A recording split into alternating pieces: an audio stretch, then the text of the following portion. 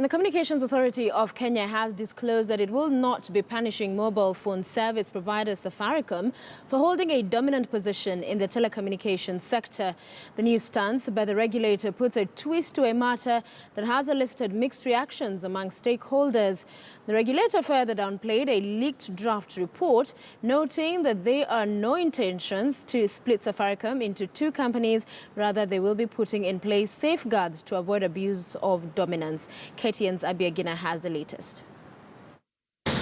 After weeks of unending speculation, the Communications Authority of Kenya has come all out, declaring they will not be taking any action to curtail successful businesses in the telecommunications sector, despite them being dominant players. I wish to allay fears that the authority is planning to split the business of some market players or take such drastic actions that may destabilize dominant market players. We are now, I must say, midway in concluding the draft competition report. The new stand by CA follows a similar position announced last week by RGT Cabinet Secretary Joe Musheru.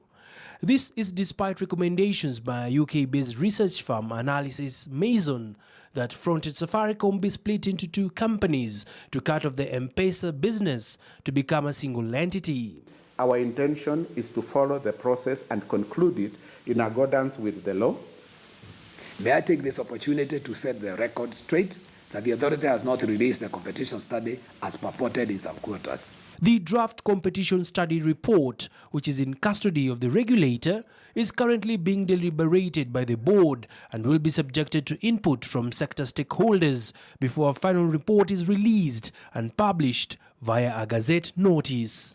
The gist of my statement is that those players who are doing well must be encouraged to continue doing well, and those not doing so well must be supported in order to improve and do better.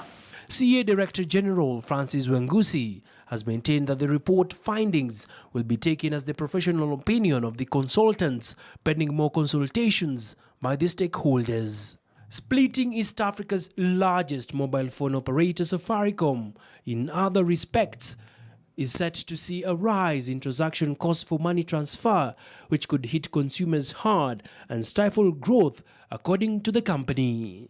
I further wish to note it is not the authority's intention to punish success, but to enhance competition so as to foster growth of the telecoms subsector.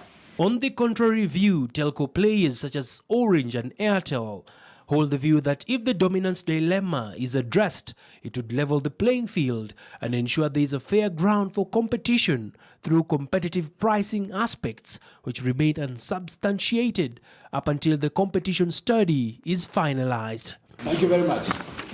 For now, the Communications Authority has indicated they will be keen on setting up safeguards to prevent abuse of dominance.